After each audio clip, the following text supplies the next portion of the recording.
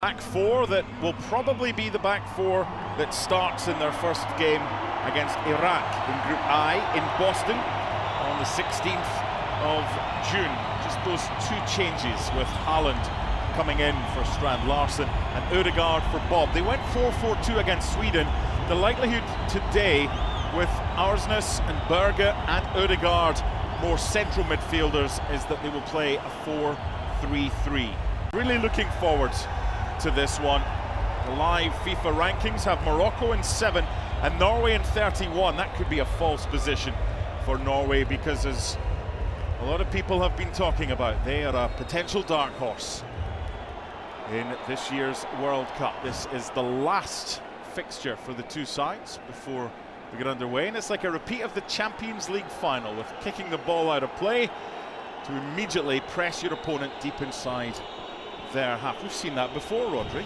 Yes, we've seen that before, but not very often, Mark, and that's why it is still seems so strange for all the football fans. A lot of Real Madrid fans in attendance as well, keeping tabs on Brahim Díaz.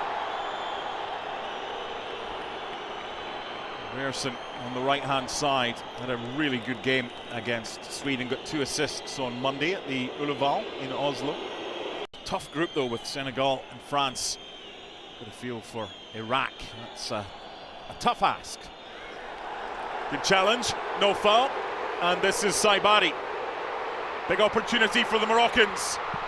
Right across the face and cleared away, with Urian Nuland, the goalkeeper, trying to get close to that one. Here's Saibari. Hakimi.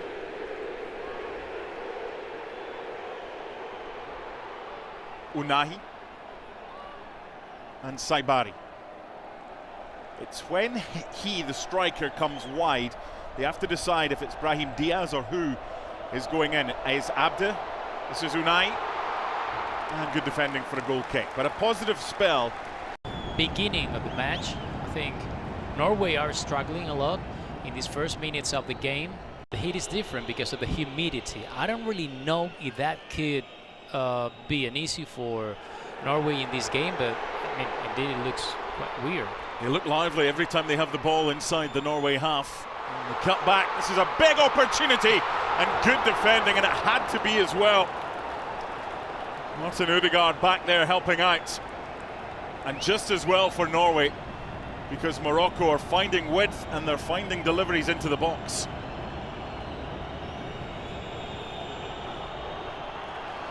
One unable to find Alex Surlot. Good. So much movement off the ball from Morocco. It's a proper test for Norway, this one. Shot from distance. It's comfortable for Urian Nuland. Conductor of the orchestra, Sander Berge, playing alongside Martin Ødegaard in there.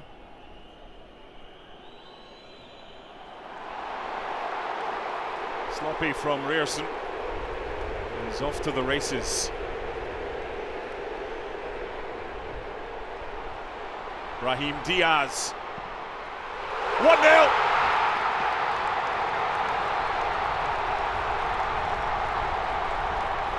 The giveaway by Ryerson. And Morocco go half the length of the field.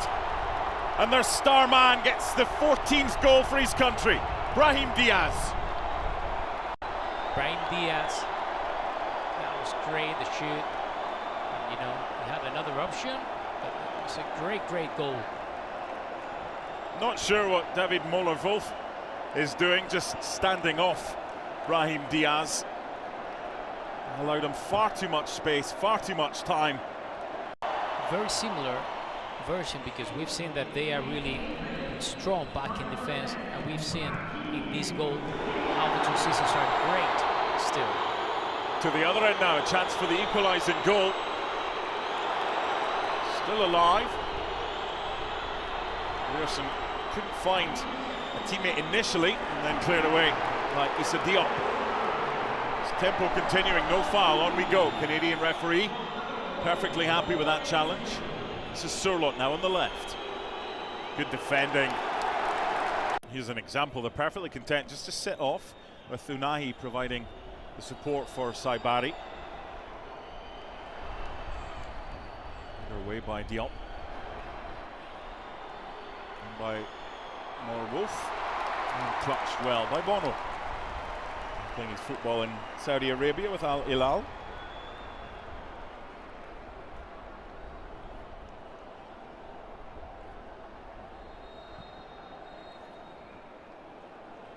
First corner of the game. Corner kicks brought to you by Enterprise. Delivered by Martin Ødegaard to a good area. Well defended by Ez Abde. Fair bit of height in there. And the flick on just wide. The problem for Morocco is there's so many giants to try and stop. It looked like Surlock got the flick on.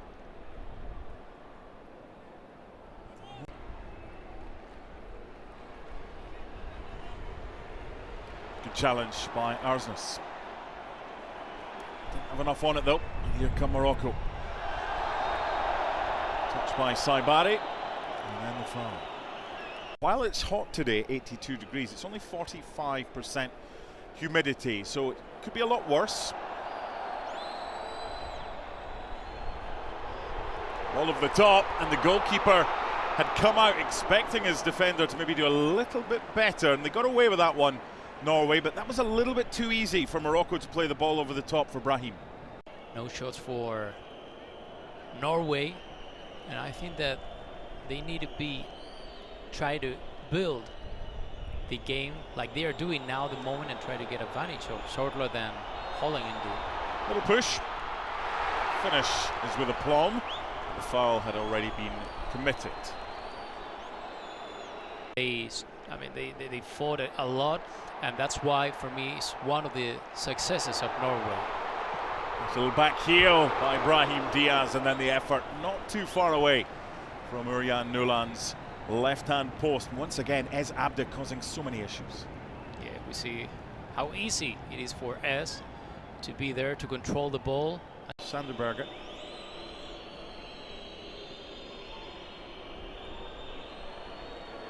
Once again, it breaks down in that area. It's not the first time today from Norway. Morocco in transition with pace. Not a problem for any team. This is Ez Abde. Plentiful options headed away by Hegem. A little bit of space here. There's the fullback Ryerson.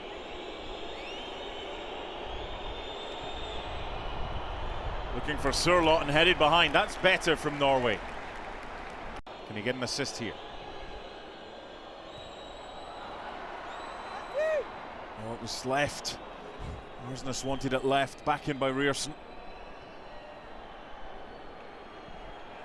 And Holland again is frustrated.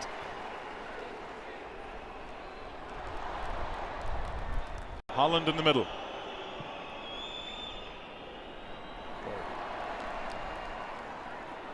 One back by Nusa. Referee saying the ball was won, no complaints from Nusa. And the free kick for Norway for the foul by Sanderberg. Did it so well in qualifying, winning all 8, scoring 37 and only conceding 5. Granted, they had games against Moldova, Estonia and Israel as well as Italy. But this is where they can do something in transition, but their quality so far, Norway, has just lacked. Better. That's what they need, the intensity, which hasn't really been seen. In for Haaland and off Diop. Much better from Norway, just doing what they do best. They're asking for a handball.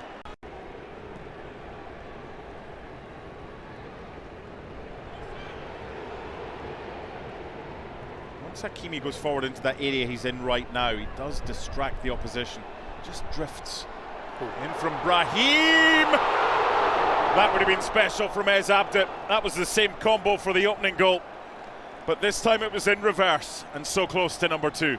That was about to be one of the best goals of the season so far. Great game by Morocco. How he controlled Brahim and how he delivered to Eze inside Norway's box. That was almost incredible. But it's too easy for Morocco to get that delivery. Saw how easy it was for Brahim Díaz to get space for the opening goal with David Muller-Wolf too far off him. And there's the card for Pearson And for those of you who can lip read, you know what he said, I cannot repeat. Then behind him, getting Sorloth, so you can get the right side entire for Nusa and try to play like Sorloth is playing for Atletico Madrid alongside with Julian Alvarez, trying to be, okay, I'm going to make the defensive work, so you are more than free, in this case Holland. Hakimi's gone forward and is causing mayhem for Norway.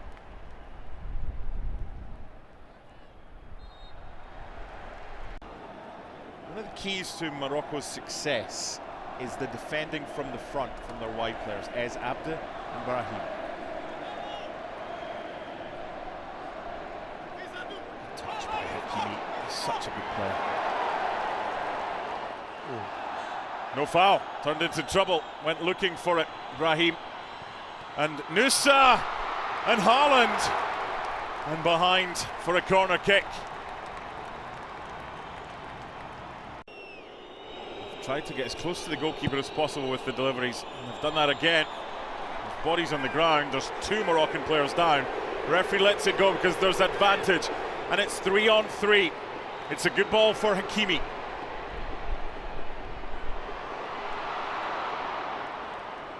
Left by Brahim, and then the effort saved. The advantage was good by the official. Morocco didn't make as much of it as they would have liked. To make an impact given the talent that they have, and also they need results straight away. Looked like it had gone out, and the assistant agrees. Goal kick.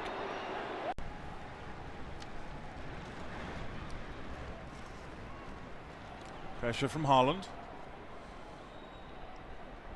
Bellamari. It's turned by Rahimi, and a good ball as well. Just ran out of real estate. This is Christopher Ayer.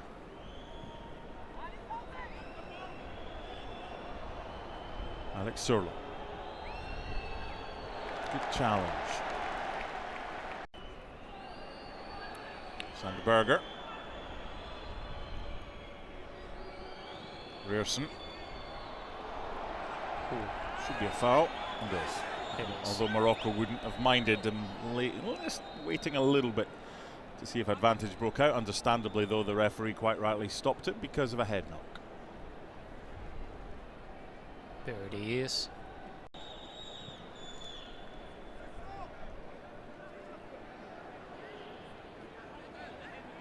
It's a good battle, that one, Rahimi against Rearson.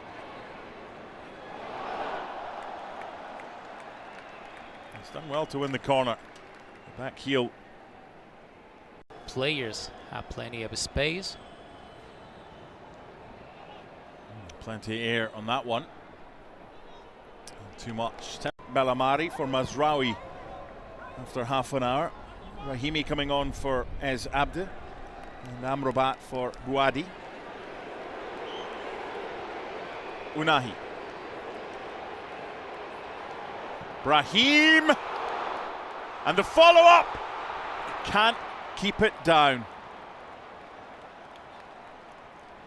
That was a big chance for El Ainoui. I was thinking where Brahim Díaz was in this second half, but then when he showed up, he's just incredible. He's impressive. Great player. There are a big deflection on the shot. Taken by Ødegaard. What a waste. There's no issues with how many or when you can make substitutions in these friendlies.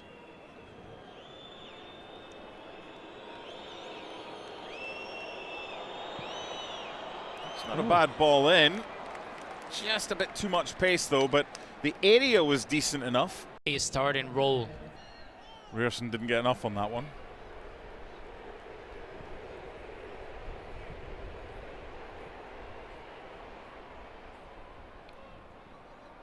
Maimouni gets the free kick.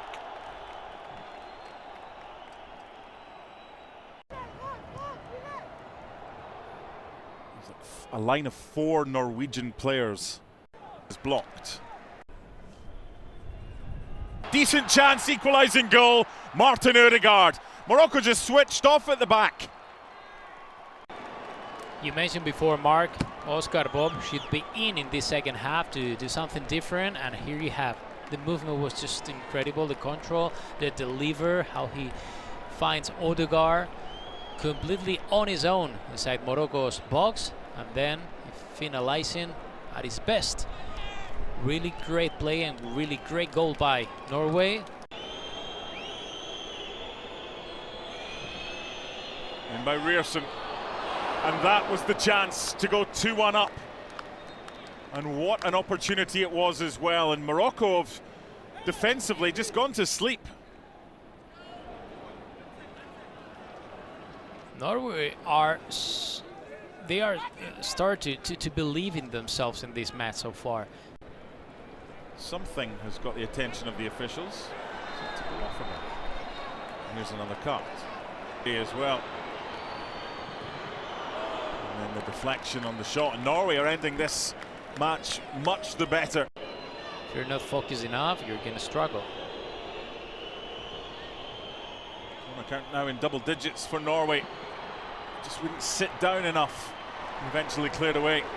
Both coaches don't really desire. I mean, he's okay, he's back on his feet, but just a little bit of a warning.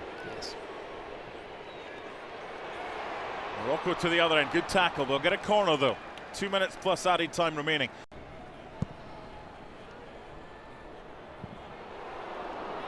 That's a chance. Yes. For Amaimouni. And develop themselves in a high international level. They're going to find a way against the better sides to get the ball to Haaland. No added time. Okay. Well, that is what it is.